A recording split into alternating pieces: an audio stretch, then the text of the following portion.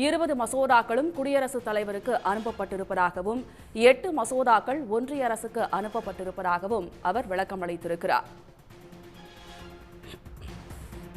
இது தொடர்பாக நம்முடைய கருத்துக்களை பகிர்ந்து கொள்வதற்காக திரு தராசு ஷியாம் அவர்கள் நம்முடைய தொலைபேசி வாயிலாக இணைந்திருக்கிறார். சார் வணக்கம் சார். உச்சநீதிமன்றம் அறிவுறுத்தியதன் காரணமாக தற்போது ஆளுநர் RN ரவி அவர்கள் முதலமைச்சருக்கு அழைப்பு விடுத்திருக்கிறார். நிலுவையில் இருக்கக்கூடிய மசோதாக்கள் தொடர்பாக இதை நீங்க எப்படி பாக்குறீங்க சார்? ஆளுநர் முதல்வர் சந்திப்பு என்பது மிக இயற்கையாக நிகழக்கூடிய ஒரு விஷயம். காரணம், ஆளுநர் மாநிலத்தின் அலங்கார தலைவர், முதலமைச்சர் மாநில மக்களால் தேர்ந்தெடுக்கப்பட்டவர். ஆனால் இங்கு அத்தகைய சந்திப்பு நடத்துவதற்கு ஆளுநருக்கு உச்சநீதிமன்றம் அறிவுறுத்தல் தர வேண்டியது இருக்கிறது. ஒரு வினோதமான ஒரு விஷயமாகத்தான் தெரிகிறது. குறிப்பாக இந்த ஆளுநர் வந்த பிறகுதான் இத்தகைய வினோதங்கள் எல்லாம் நிறைவேறுகின்றன.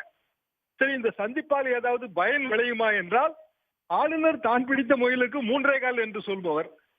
இப்படியான ஆளுநரை வைத்துக் கொண்டு என்ன பலன் விளைய போகிறது? மசோதாக்களை சட்டமன்றம் மீண்டும் நிறைவேற்றி திருப்பி அனுப்பிய உடனேயே ஆளுநருக்கு ஒப்புதல் தருவதை தவிர வேறு வழியே இல்லை. அவர் அரசியல் சாசனத்தின் காவலர். அரசியல் சாசனத்தின் ஷரத்துகளின்படி நடக்க வேண்டிய கடமை, கட்டுப்பாடு அவருக்கு இருக்கிறது. ஆனால் அதையே அவர் மீறுகிறார். இருந்தாலும் உச்சநீதிமன்றம் அறிவுறுத்தல், அவர் அழைப்பு விடுக்கிறார், முதலமைச்சர் செல்கிறார். மீண்டும் இந்த விஷயம் உச்சநீதிமன்றத்துக்கு போகும்போதுதான் நமக்கு இதன் முழு பரிமாணமும் தெரியும். என்னை பொறுத்தவரை தமிழ்நாடு அரசு மக்கள் பணி ஆற்றவே முடியாது. காரணம், அவர் வேறு ஒரு நிலைப்பாடு எடுத்திருக்கிறார். அந்த நிலைப்பாடு பாரதிய ஜனதா ஆதரவு நிலைப்பாடு. கிட்டத்தட்ட அவர் பாரதிய ஜனதா பிரமுகராகத்தான் செயல்படுகிறார். ராஜ்பவன் என்பது கமலாலயமாக இருக்கிறது. இப்படியான ஆளுநர் எந்த வகையில இறங்கி வர போகிறார்? அவர் செலக்டட் போஸ்ட், அவரை மாற்றுவதற்கு, ரீகால் செய்வதற்கு எல்லா உரிமைகளும் குடியரசுத் தலைவருக்கு இருக்கிறது. அதுதான் சிறந்த வழி. மாநில முதல்வரை பொறுத்தவரையில் அவர் மக்களால் தேர்ந்தெடுக்கப்பட்டவர். 5 ஆண்டுகளுக்கு ஆட்சி இருக்கிறது. அதற்கு பிறகு முடிவெடுக்க வேண்டியது மக்கள். இப்போது ஆளுநர் விவகாரத்தில் முடிவெடுக்க வேண்டியது மத்திய அரசு. இந்த 2க்குமான வித்தியாசத்தை தான் நான் உணர்கிறேன். உச்சநீதிமன்றம் அறிவுறுத்தியதன் காரணமாகத்தான் தற்போது ஆளுநர் இந்த அழைப்பு விடுத்திருக்கிறார். இதனால் எந்த பயனும் இல்லை அப்படின்னு சொல்றீங்களா? கண்டிப்பாக. காரணம், உச்சநீதிமன்றம் ஒரு அறிவுறுத்தல், அதாவது ஒரு அட்வைஸ் தான், இன்னும் சொல்லப்போனா ரிக்வெஸ்ட் தான். காரணம் அது கட்டளை எல்லாம் பிறப்பிக்க முடியாது. அப்படியான ஒரு அறிவுறுத்தல் கொடுத்த பிறகு நாம் அதற்கு கட்டுப்படாவிட்டால் அதுவே உச்சநீதிமன்றத்தின் ஒரு புருவ நெளிப்புக்கு ஆளாக வேண்டியது வரும். ஆளுநரும் அப்படி கட்டுப்பட வேண்டியவர் தான். எனவே அவர் அழைப்பு விடுப்பது போல விடுக்கிறார். அந்த அழைப்புக்கு ஒரு மரியாதை கொடுத்து முதலமைச்சரும் செல்கிறார்.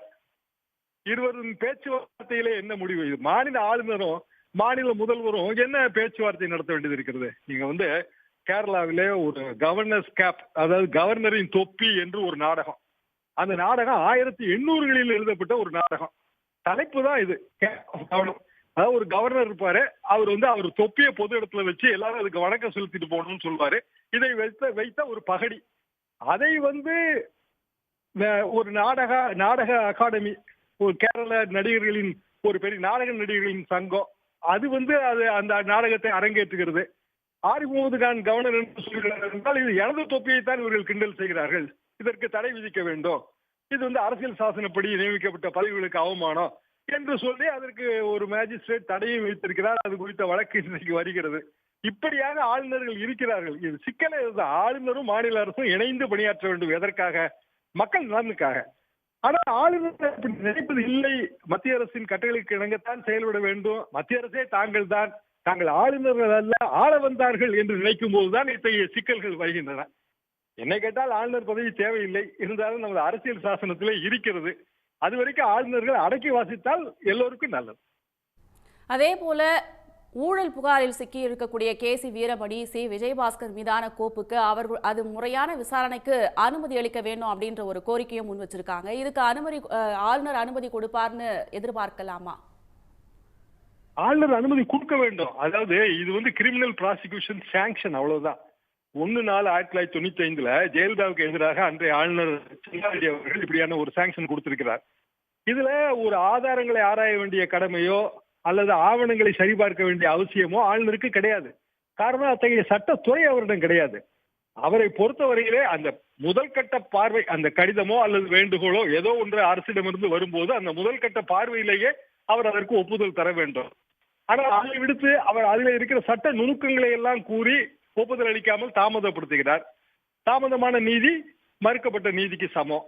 ஆனால் ஆளுநர் இது என்று இல்லை, எல்லா விஷயத்திலும் அப்படித்தான். இந்த சைலேந்திர பாபு அவர்களுக்கான பதவி, இனிமேல் அவருக்கு அந்த பதவியை நாம் கொடுக்க முடியாது, அவ்வளவு பெரிய ஒரு அதிகாரியின் நிர்வாக திறமையை நாம் பயன்படுத்திக் கொள்ள தவறிவிட்டோம். ஒரு வருடம் 1.5 வருடம் டிஎன்பிஎஸ்சி மிக சிறந்த அளவுக்கு அவரால் சீர்திருத்தி அமைக்கப்பட்டிருக்கும். இப்படி பல விஷயங்களிலே முரண்டு பிடிக்கிறார். அதுதான் இதுல இருக்கிற சிக்கல். முரண்கள் இருக்கலாம், முரண்டு இருக்கக்கூடாது. என்ன காரணமா இருக்கும்னு நினைக்கிறீங்க சார்?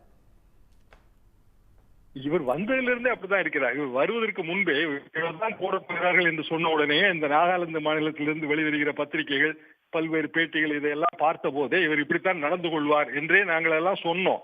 காரணம், நாகாலாந்து மாநிலத்திலே மத்திய அரசுக்கும் நாகா மக்களுக்கு இடையே ஏற்படுத்தப்பட்ட அந்த ஒப்பந்த ஷரத்தையே இவர் மாற்ற பார்த்தார். அதுதான் ஆரம்பத்தில் ஏற்பட்ட ஒரு பெரிய எல்லா போராளி குழுக்களும் இவர் எதிர்த்தன. கடைசியில இவர் அங்கிருந்து விடைபெற்று வரும்போது யாருமே அவருக்கு பிரிவு உசாரம் கூட தர மறுத்து விட்டார்கள், பத்திரிகையாளர்கள் கூட போக மறுத்து விட்டார்கள். இவரது பாணியே இப்படித்தான் இருக்கிறது. ஒருவேளை இவர் ஒரு சிறந்த IPS நிர்வாக அதிகாரியாக இருந்திருக்கலாம், நமக்கு அது தெரியாது. ஆனால் ஆளுநர் என்று வந்த பிறகு மாநிலத்திலே ஆளுகிற கட்சியோடு ஒரு தன்மை வேண்டும், அரசியல் சாசனத்தை கட்டி காப்பாற்ற வேண்டும் என்கிற பொறுப்புணர்வு வேண்டும். அது அவரிடம் இல்லை. இதுதான் சிக்கல். இணைப்பில் கருத்துக்களை பகிர்ந்து கொண்டமைக்கு நன்றி சார். உடனுக்குடன் செய்திகளை தெரிந்து கொள்ள சன் நியூஸ் பெல் ஐகானை கிளிக் பண்ணுங்க.